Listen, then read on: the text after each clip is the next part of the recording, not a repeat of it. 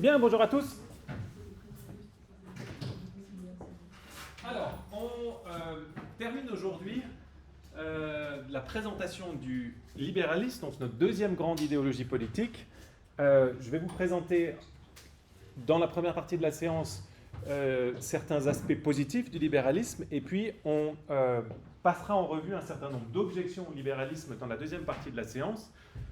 Mon but étant qu'à partir de la prochaine fois, on parle non plus d'une idéologie politique, on fera une petite pause dans les idéologies politiques, comme je vous le disais, mais qu'on parle enfin d'un problème de philosophie politique, à savoir le problème de la légitimité de l'État. Et vous verrez qu'il y a un lien très étroit entre le libéralisme et ce problème de la légitimité de l'État en philosophie politique.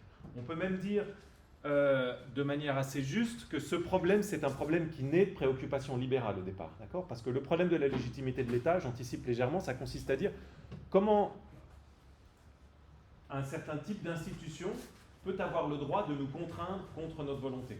D'accord ? Et vous voyez, quand vous énoncez ce problème-là, vous parlez d'emblée de contrainte, exactement la chose que le libéral veut éviter. D'accord ? Donc le problème dans son cœur même, il naît d'un souci libéral. Alors après, il y a différentes réponses aux problèmes qui ne sont pas libérales, mais le type de problème au départ est assez libéral, à tel point qu'un certain nombre de libéraux contemporains, les anarcho-capitalistes notamment, disent en fait, il n'y a aucune bonne réponse à ce problème de la légitimité de l'État, et c'est pour ça que le libéralisme est la bonne chose à l'arrivée. D'accord ? On n'arrive pas à justifier que l'État nous contraigne. À chaque fois, on passera en revue un certain nombre de réponses qui ont été avancées. Pour les libéraux, pour les libéraux dont je vous parle maintenant, les anarcho-capitalistes, aucune de ces réponses ne marche, et pour eux, c'est un argument pour dire il ne faut pas d'État. D'accord ?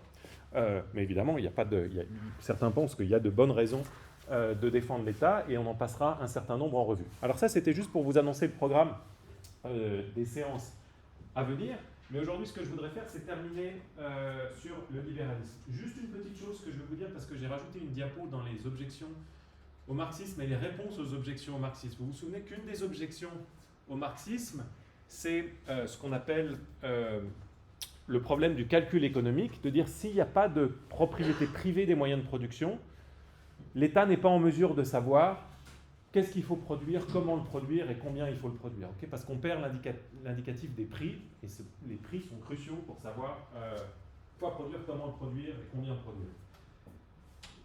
Il y a une réponse à ça qu'on n'a pas mentionnée, qui peut-être vous traverse l'esprit. Donc, l'idée du calcul du problème économique, c'est l'information, elle est disséminée partout. Vous vous souvenez, c'était l'exemple que je prenais en disant si j'ouvre une cabine de crêpes à côté de la cabine de crêpes de Jean, là, non, c'était pas cet exemple-là, pardon, ça c'était un autre exemple pour un autre sujet. Mais c'est quand même, je garde quand même la cabine de crêpes, c'est l'idée de dire si Jean veut ouvrir une petite baraque à frites ici, lui seul sait combien de frites il faut produire, qui va vouloir des frites, si à Neuchâtel ils aiment plutôt les frites avec de la mayonnaise ou du ketchup, quels sont les bons fournisseurs de pommes de terre, etc. ici. Donc il a une connaissance qui est vraiment très localisée et particulière. Et de la même façon, chaque entrepreneur économique a une connaissance très située de toutes les contraintes extrêmement locales sur le marché. Et une partie de l'objection du calcul économique, ça consiste à dire il n'y a aucune autorité centrale qui connaît tout ça. C'est pour ça que si vous avez une autorité centrale qui veut organiser toute la production, elle va vraisemblablement pas savoir qui sont les bons fournisseurs de pommes de terre ici, si à Neuchâtel on préfère le ketchup ou la mayonnaise, ou je sais pourquoi, le saucisson neuchâtelois, et elle risque de se tromper complètement, de produire trop ou pas ce qu'il faut. D'accord ? Ça c'est, en deux mots, l'objection du calcul économique. Il y a une réponse à ça, je vous l'ai dit parce qu'il faut qu'on avance, il y a une réponse à ça qui a été avancée récemment, qui est de dire c'est un vrai problème si on a des moyens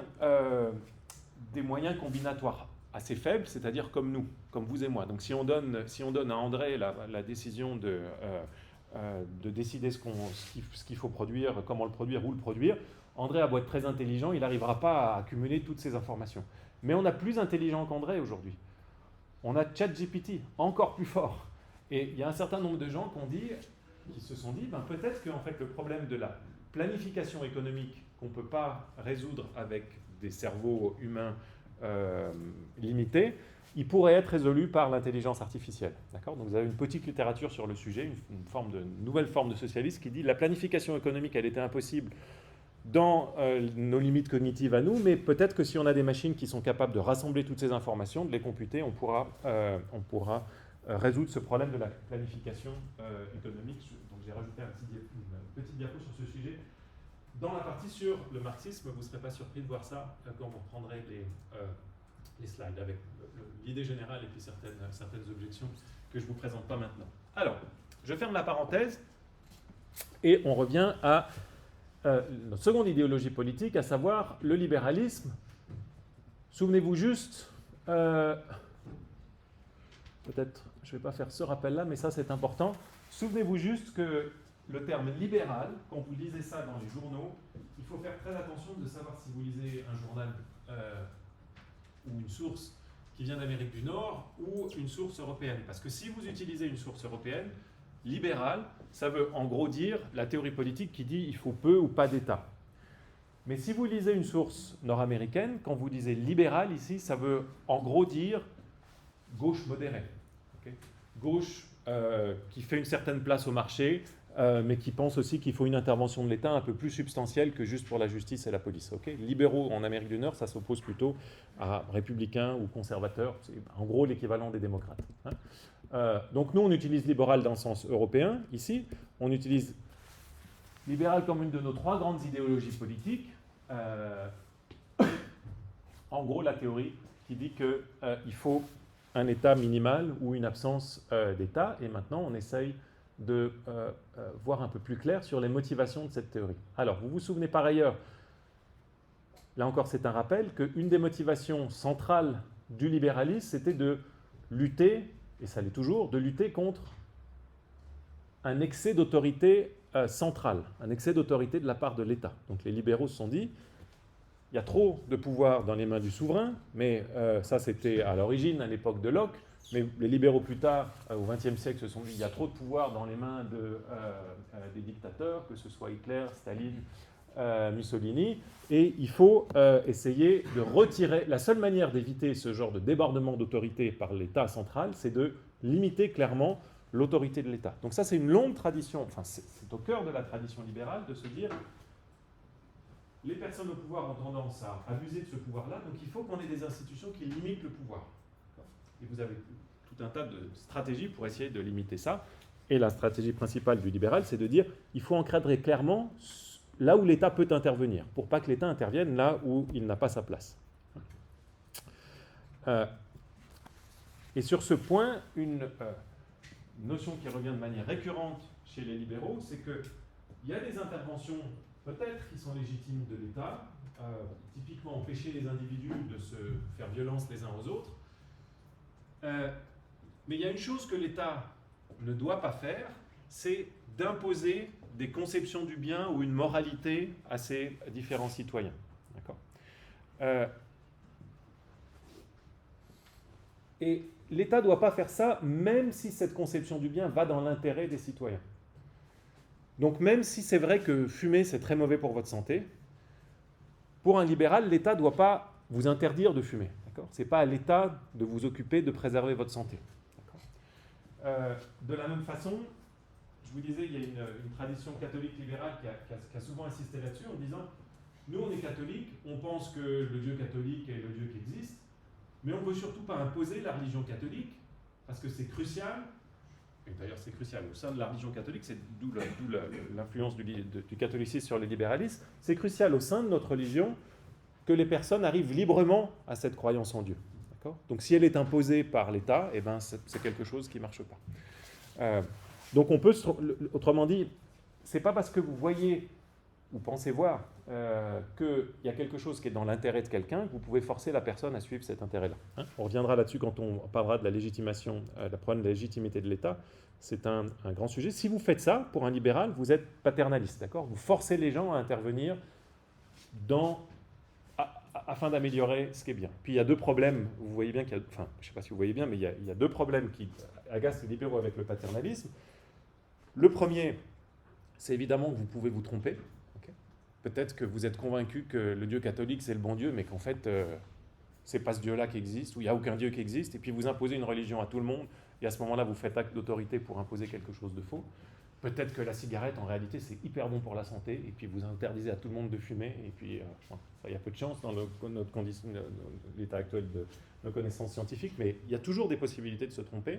Et puis la deuxième chose que je viens de vous dire, la deuxième raison pour laquelle le paternalisme énerve le libéral, c'est que le libéral pense que les individus doivent parvenir librement à leur conception du bien. Okay. Donc même si vous arrivez à ce qui est vrai ou à ce qui est bien, vous ne devez pas le faire sous la contrainte, mais vous devez le faire par vous-même. Bien, donc ça c'est l'impulsion générale du libéralisme, et puis on a commencé, enfin le souci général du libéralisme, et puis on a commencé d'emblée par la question de ce qu'on appelle la liberté négative.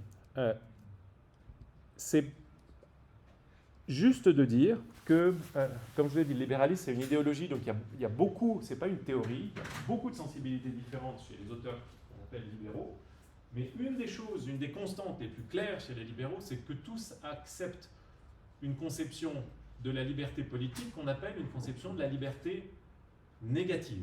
Okay. Qu'est-ce que c'est que la liberté négative? C'est l'idée qu'on est libre politiquement si on n'est pas empêché par autrui de faire ce qu'on veut faire. Et plus précisément, si on n'est pas empêché par l'action volontaire d'autrui de faire ce qu'on veut faire. Donc si je veux aller me baigner dans le lac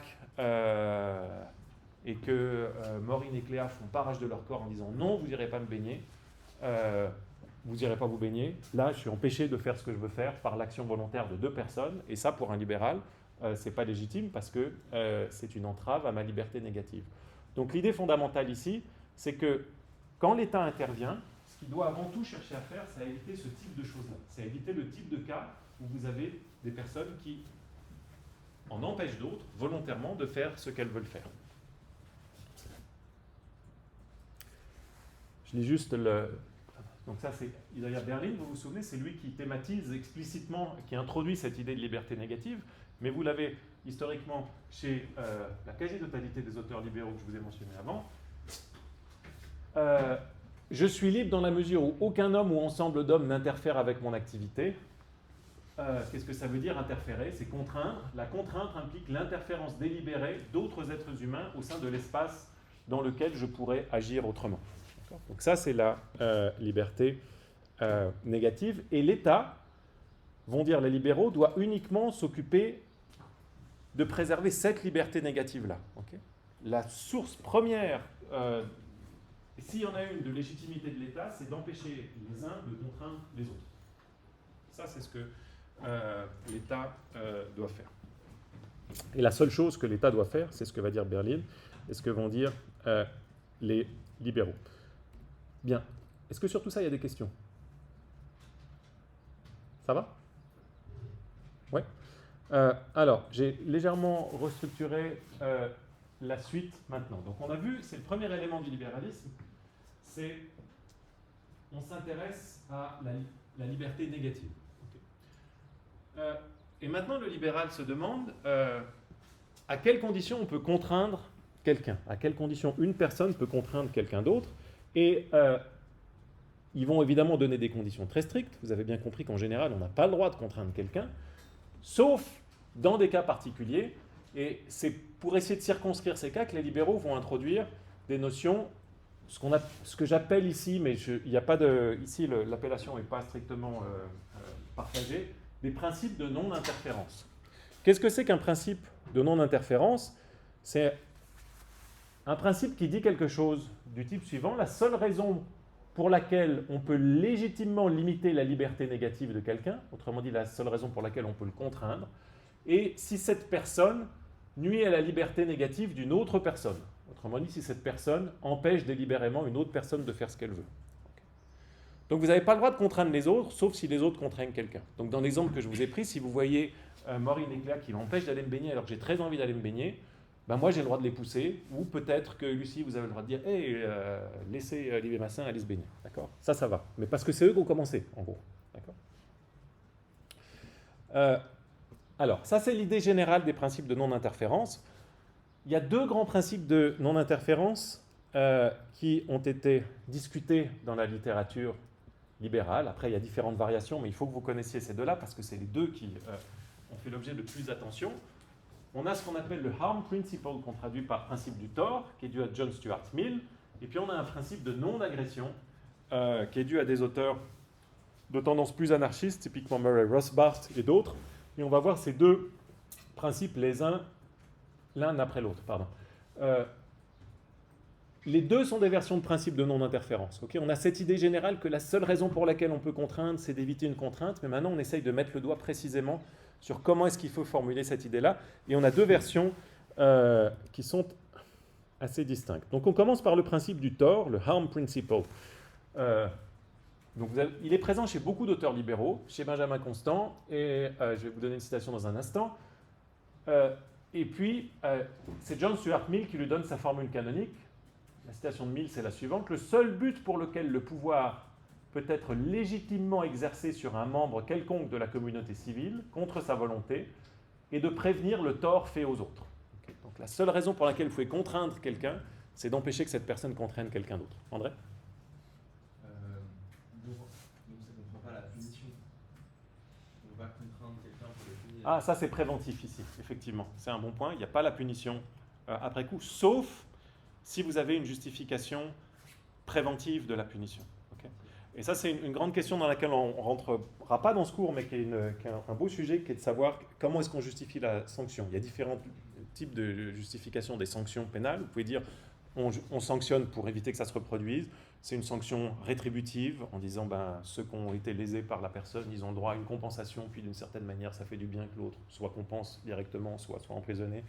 Tout un tas de questions sur la sanction de Quintel qui sont intéressantes. Ouais. Donc selon John Stuart Mill, c'est la seule manière de légitimer la prison. Exactement. Hein. John Stuart Mill, vous voyez que vous voyez, on va le voir ensuite, c'est clairement un conséquentialiste, c'est-à-dire il pense que la valeur de la liberté négative, elle est la principale raison pour laquelle il faut défendre la liberté négative, c'est pas qu'en soi c'est quelque chose de mauvais, même s'il le pense sans doute également, mais c'est surtout que pour lui c'est la meilleure façon de promouvoir une société juste, équilibrée, etc.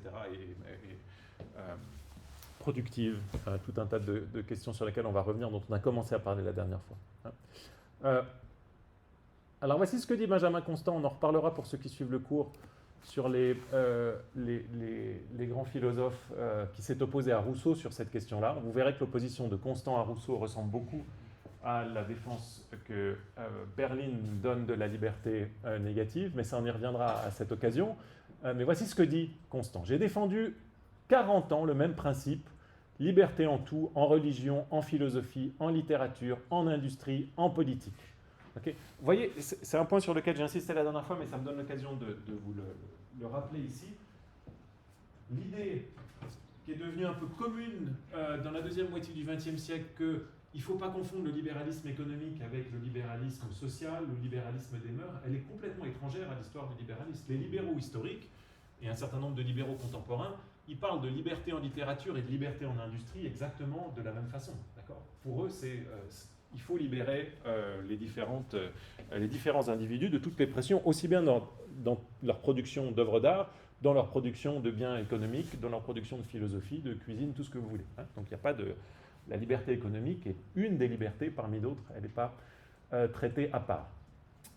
Je poursuis, et par liberté, j'entends le triomphe de l'individualité, tant sur l'autorité qui voudrait gouverner par le despotisme, que sur les masses qui réclament le droit d'asservir. La minorité a la majorité. Le despotisme n'a aucun droit. La majorité a celui de contraindre, la minorité a respecté l'ordre. Mais tout ce qui ne trouble pas l'ordre, tout ce qui n'est qu'intérieur, comme l'opinion, tout ce qui, dans la manifestation de l'opinion, ne nuit pas à autrui, soit en provoquant des violences matérielles, soit en s'opposant à une manifestation contraire, tout ce qui, en fait d'industrie, laisse l'industrie rivale s'exercer librement, est individuel et ne saurait être légitimement soumis au pouvoir social. Okay. Vous voyez que ça, on reparle d'industrie ici, mais à partir du moment où vous ne nuisez pas aux autres, on ne peut pas s'opposer à vos actions, on ne peut pas vous contraindre à agir autrement. Et là, je vous ai mis le long essai du début, donc ce texte fondamental de On Liberty que je vous ai mis, j'espère, sur le Moodle, qu'il faut que je vous mette sinon, de John Stuart Mill, très amplement cité, qui commence ainsi. L'objet de cet essai est d'affirmer un principe très simple, qui soit autorisé à gouverner absolument la façon dont la société traite l'individu au moyen de contraintes et de contrôles, qu'il s'agisse de force physique, de la forme de peine légale ou de contraintes morales de l'opinion publique.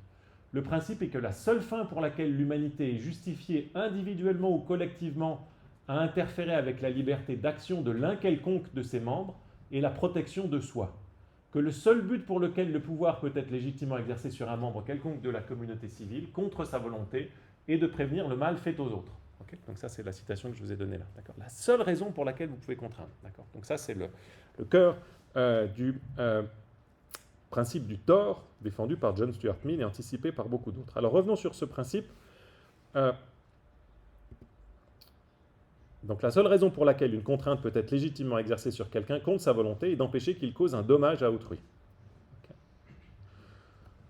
Et crucialement, ce n'est pas parce que vous considérez que l'action d'autrui est immorale, qu'elle est impie, qu'elle ne vous plaît pas, que vous avez le droit de l'empêcher. Okay. Donc peut-être j'aime pas le t-shirt de Cyril. Wilson, j'aime pas cette marque, c'est moche comme tout. C'est pas une raison pour moi de dire Cyril, vous enlevez votre t-shirt maintenant. D'accord ? Ça peut pas être parce que j'ai pas un dommage qui m'a été causé. Alors, 2 remarques avant qu'on passe aux difficultés pour ce principe. Première remarque, pour Mill, c'est un principe qui vaut non seulement pour l'autorité de l'État, mais pour toute forme d'autorité ou toute forme de contrainte. Ça vaut au sein de la famille, ça vaut notamment pour les relations entre les hommes et les femmes. Vous savez que Mill, c'est un des premiers féministes dans l'histoire de la philosophie, qui défend un texte qui va précisément s'appuyer sur le principe du tort en disant on peut pas, c'est pas non plus une raison pour les hommes de contraindre les femmes. La seule raison pour laquelle un homme peut contraindre une femme, ou une femme un homme, c'est précisément d'empêcher ça, mais il n'y en a pas d'autre.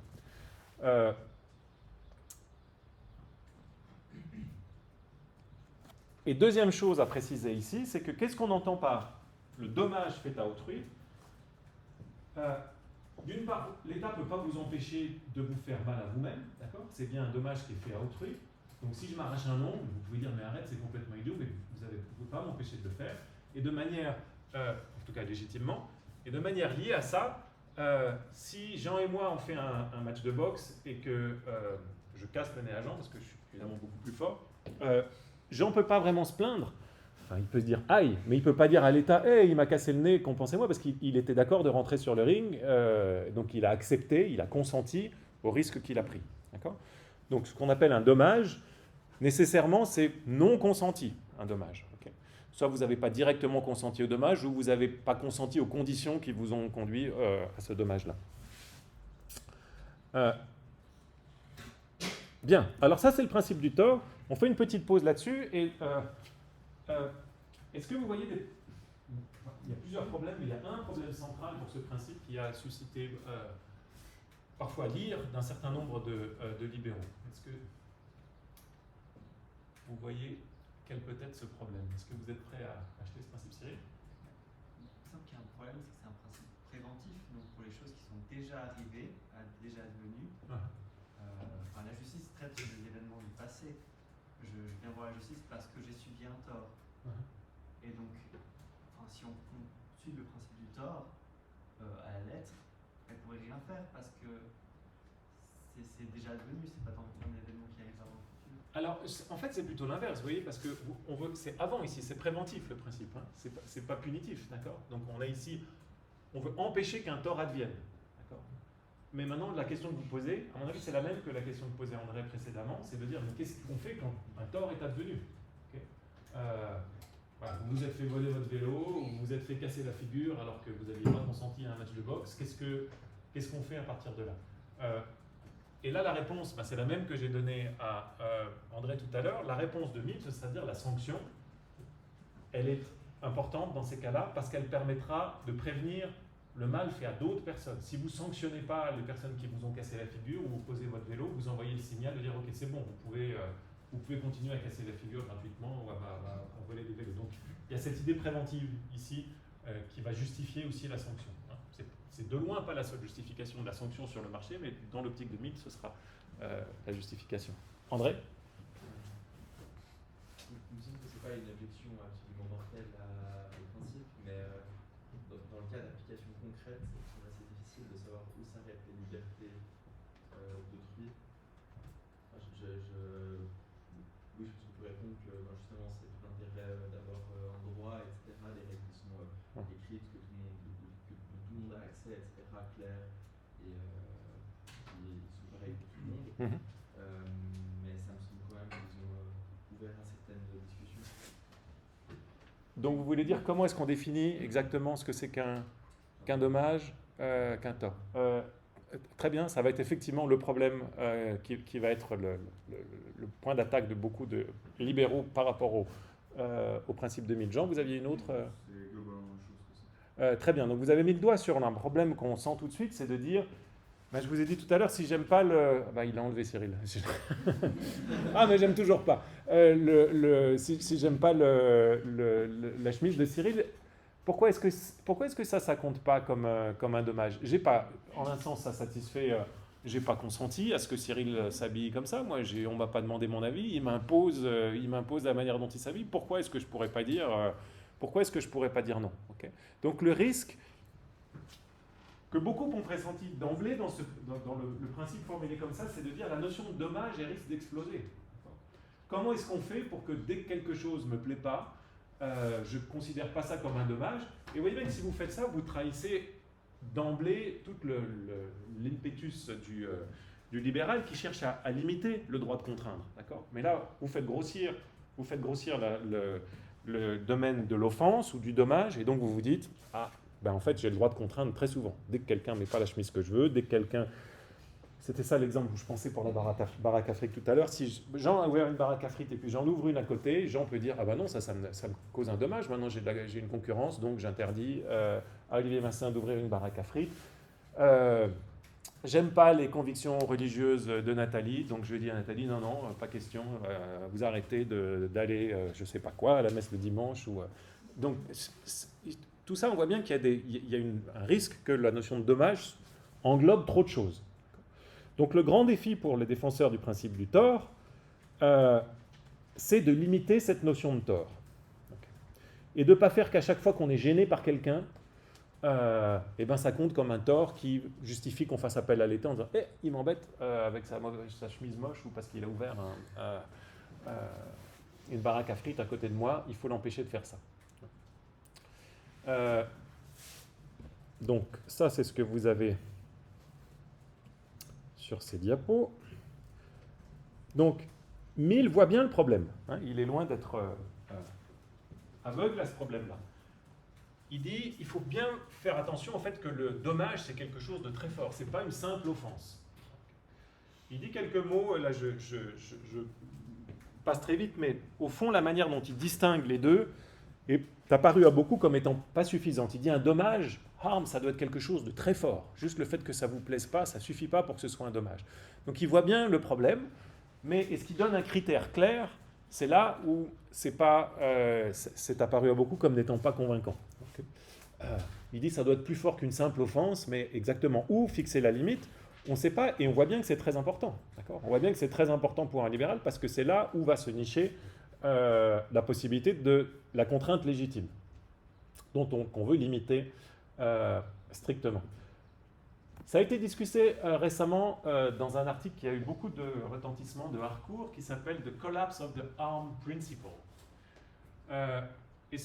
Donc c'est paru dans une revue de juristes, et ce que dit Harcourt, c'est de dire, ce qu'on constate depuis les années 90, c'est qu'on a le même type d'intervention contraignante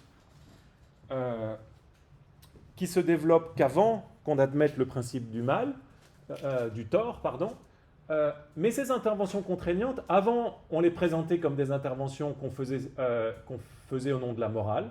Donc, prohibition aux États-Unis, prostitution, on disait il ne faut pas de ces choses-là parce qu'elles sont immorales. Okay. Là-dessus, Mill arrivait en disant non, moi je suis libéral. Notre principe libéral, c'est qu'on n'interdit pas les actions d'autrui juste parce qu'on les juge immorales. Il faut vraiment qu'il y ait un tort fait aux autres. Okay. Donc, ceux qui voulaient interdire la prostitution, ceux qui voulaient interdire la vente d'alcool, ceux qui voulaient interdire la pornographie, sont un peu ronchons, ils ne sont pas très contents, mais au moins, ils ont, et pour le libéral c'est une bonne chose, ils ne peuvent pas imposer de contraintes aux autres.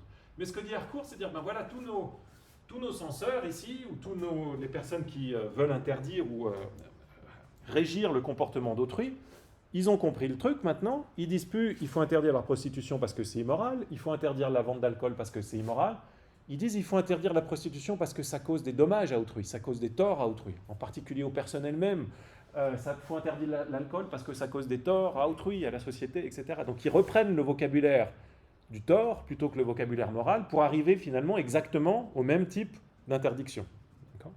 Donc l'article est intéressant parce qu'en fait il montre que dans les faits, ce n'est pas juste un souci théorique qu'on a avec le principe moral, le principe du tort que Jean et André avaient pressenti, ça s'est aussi traduit dans les faits. Concrètement, on a des décisions judiciaires où on a fait interdire un certain nombre de comportements juste en changeant le vocabulaire, en disant c'est plus pour des raisons morales, mais c'est juste parce qu'il y a des torts qui sont causés à autrui.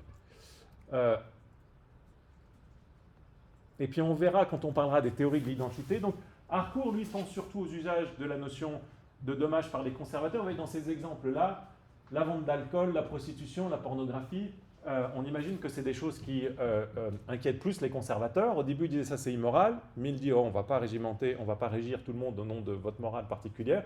Ces conservateurs s'adaptent et disent ah ben c'est plus la morale maintenant, c'est juste le fait que ça cause du tort à autrui, à la vie en commun, etc. Donc ça c'est la façon dont les conservateurs ont fait ça, mais on verra quand on verra les théories de l'identité que c'est aussi une des objections libérales importantes aux théories de l'identité d'avoir augmenté le domaine de l'offense. D'accord ? On parle souvent de mégenrage aujourd'hui.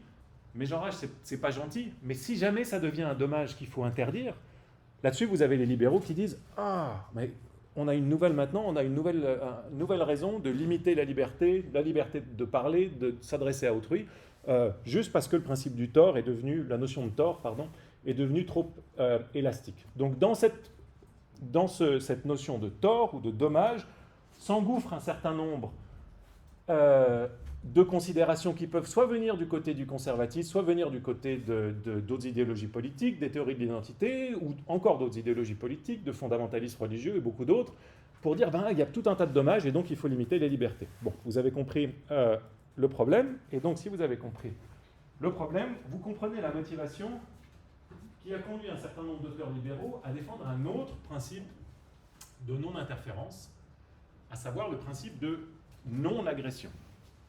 Qu'est-ce que c'est que le principe de non-agression ?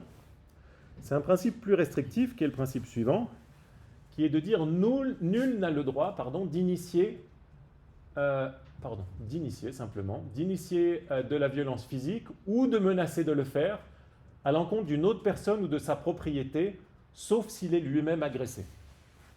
Nul n'a le droit d'initier de la violence physique ou de menacer de le faire à l'encontre d'une autre personne ou de sa propriété, sauf s'il est lui-même agressé. D'accord ? Et ça, c'est le principe central sur lequel s'appuient les libéraux les plus proches de l'anarchisme, en disant il ne faut pas qu'on aille plus loin que ça. On a la violence physique ici. Donc quand Maureen et Claire m'empêchent d'aller me baigner dans le lac, ça c'est un obstacle physique. Okay ? Donc ça va, on a le droit de... je peux les pousser ou vous pouvez venir m'aider. Vous pouvez venir, non ? Je vais venir sur ce point dans un instant. Moi, je peux les pousser, en tout cas. Donc, vous voyez l'intérêt de cette approche-là, de faire appel à la violence physique ou à la menace de la violence physique plutôt qu'au dommage, c'est que ça évite ce problème de l'explosion. D'accord ? Le fait que j'aime pas la chemise de Cyril, c'est plus une violence physique maintenant.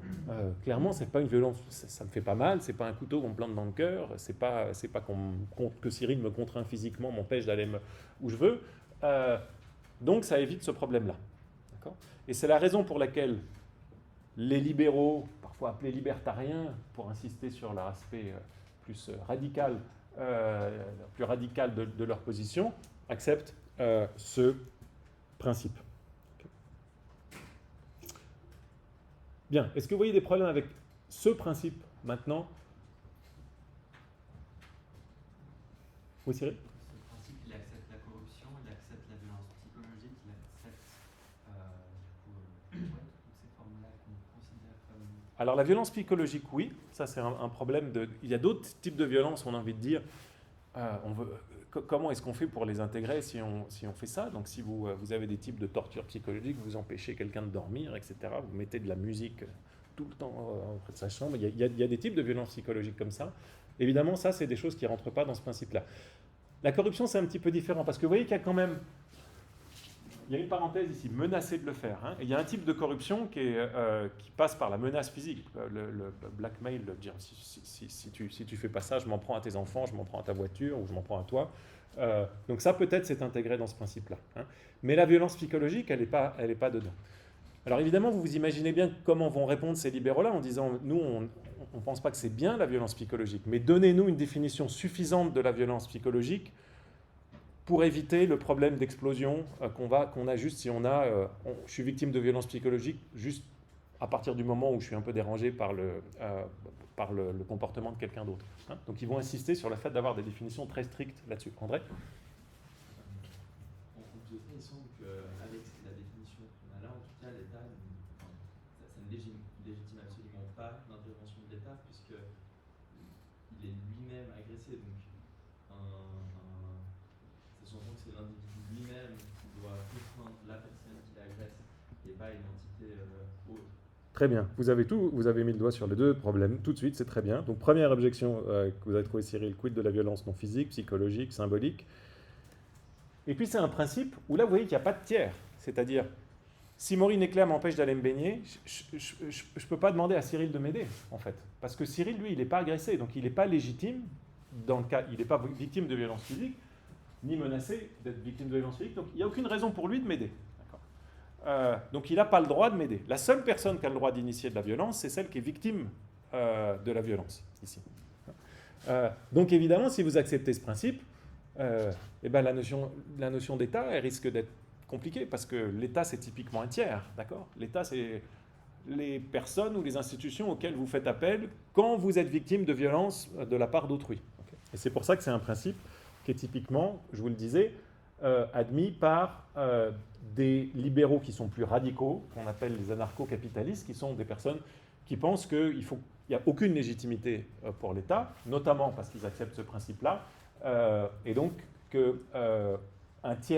pour la raison qu'un tiers ne peut jamais intervenir dans un conflit entre deux personnes. Donc, il y a tout un tas après de manières d'affaiblir ces principes, de les modifier, d'essayer de trouver un juste milieu entre les deux, mais je pense que c'est important de connaître ces deux principes-là, d'une part parce qu'ils jouent un rôle polaire dans les discussions du libéralisme, et d'autre part parce qu'ils vous permettent de voir la tension entre, d'un côté, vous pouvez avoir une notion un peu plus accommodante de tort qui laisse de la place à l'intervention de l'État, mais qui risque de trop laisser la place à l'intervention de l'État. Si vous partagez le souci libéral on ne veut pas trop de dérive autoritaire, on veut limiter les risques de dérive autoritaire. De l'autre côté, vous avez un principe qui est beaucoup plus restrictif, qui prévient de tout débordement d'autorité de l'État, mais qui peut-être prévient trop et ne nous permet pas de défendre suffisamment, d'inclure suffisamment de cas. Bien, donc ça c'est les deux principes libéraux de non-interférence. Est-ce qu'il y a des questions là-dessus ? Ça va ? Alors, principes généraux. Donc on a la liberté négative. Une fois qu'on a la liberté négative, on a ces deux principes. Et c'est là où j'ai légèrement restructuré. On a vu la dernière fois. Maintenant, il faut chercher à justifier ces principes. Comment est-ce qu'on peut justifier ces principes ? Vous avez deux grandes familles de justification. Ici, je coupe un peu rapidement.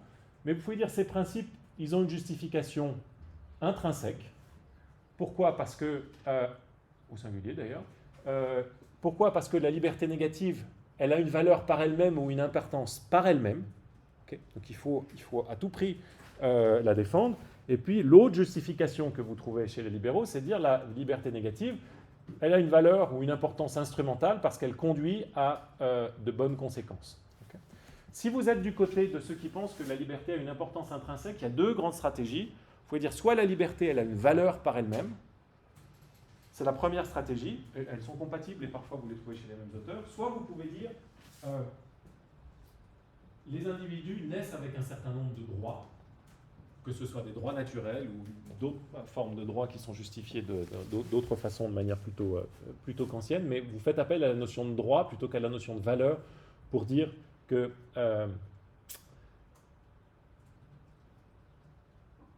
la liberté est importante et doit être préservée. Okay ? Donc, voilà, c'est le nouvel arbre. J'en avais fait un autre la dernière fois, mais je pense qu'il est un peu plus clair comme ça.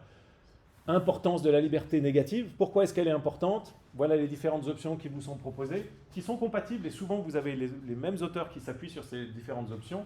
Je veux dire, la liberté négative, elle a une importance par elle-même. soit elle a une importance pour ses bonnes conséquences. Pourquoi elle est importante par elle-même? Parce qu'elle a une valeur par elle-même, ou parce que tous les individus naissent avec un certain nombre de droits, et qu'il faut respecter ces droits naturels, pour reprendre l'expression de Locke.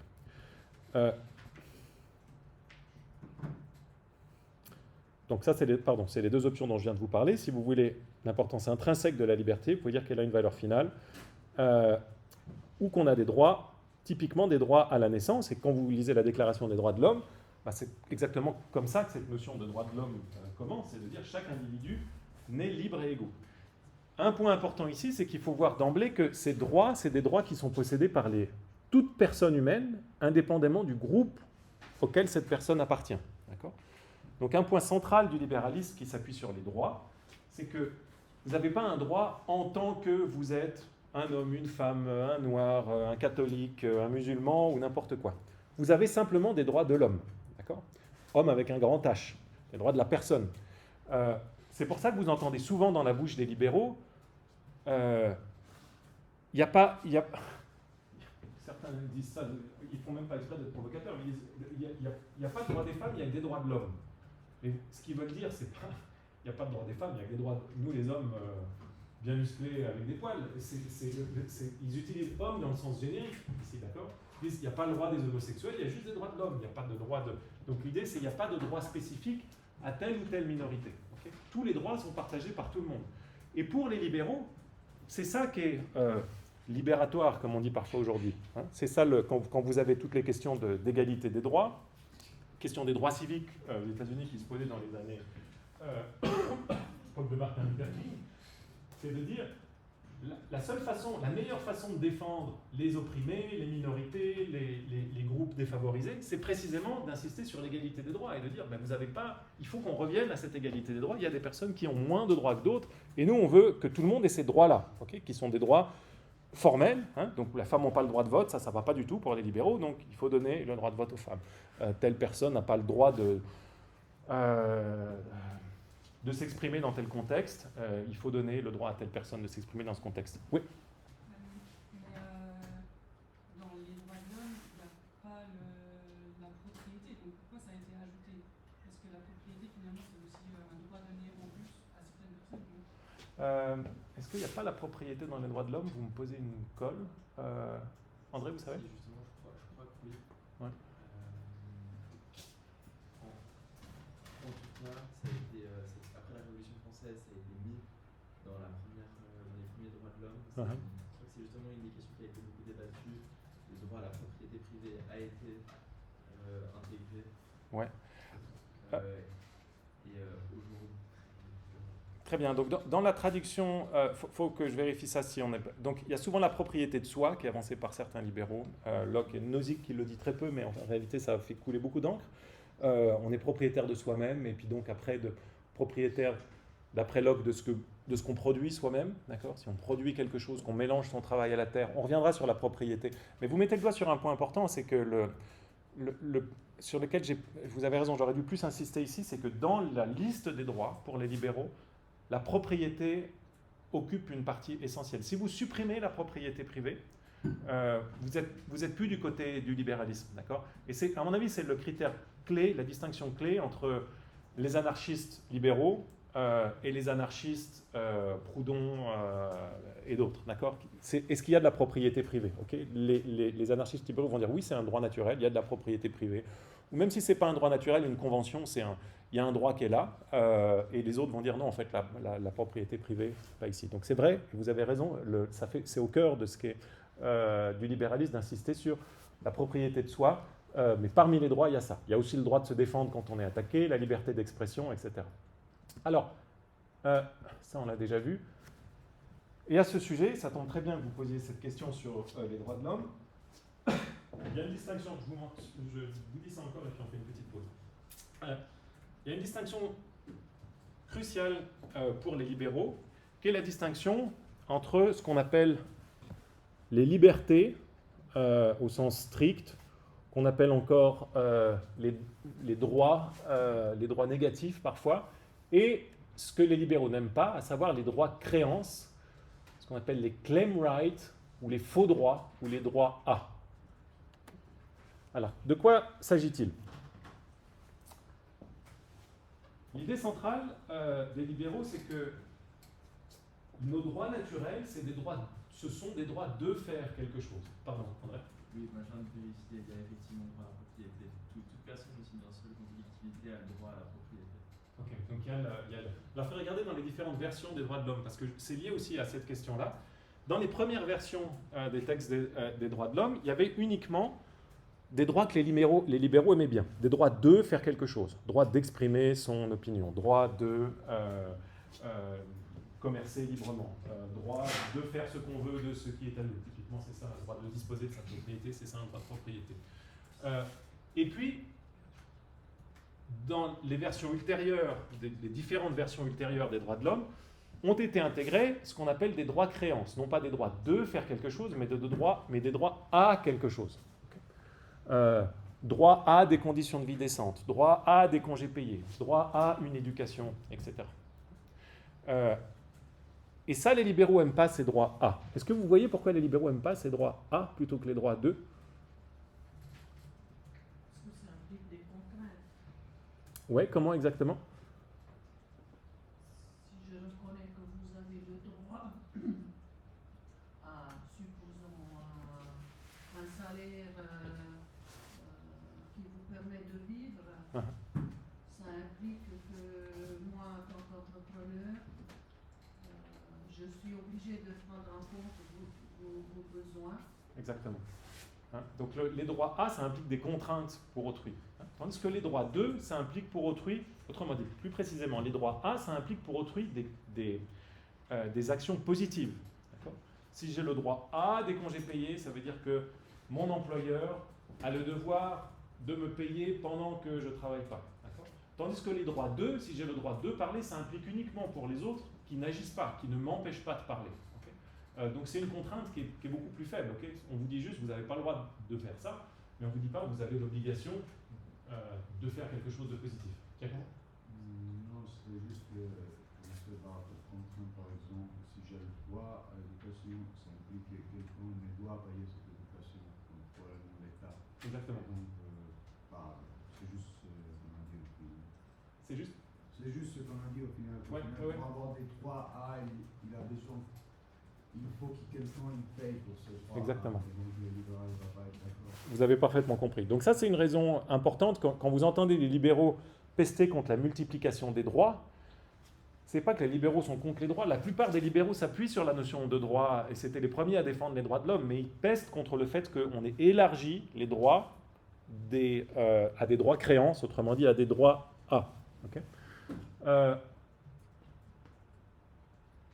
droit à des congés payés, droit à un logement, droit à un revenu minimal, droit à la santé, à la sécurité sociale, à l'éducation, tout ça, ça implique des obligations positives pour les autres. Donc les libéraux, et ça c'est une majorité d'entre eux, qui insistent sur l'importance de la liberté négative, souvent font appel à la notion de droit. Il y a des droits naturels des êtres humains qui naissent tous libres et égaux, etc.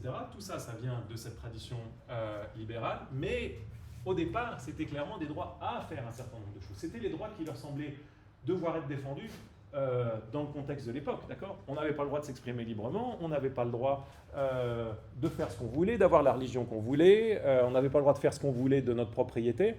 Donc c'était ces droits-là que défendaient les libéraux, d'accord ? Et ensuite se sont insérés des droits créances. Et là, les libéraux, évidemment, quittent le navire et disent, nous, on était contre ça, d'accord ? On pense que là, on augmente trop la part de la contrainte, la part de l'intervention de l'État. Bien, on fait une petite pause jusqu'à écart et on reprend sur la fin du libéralisme et quelques objections centrales. Donc on reprend à 15.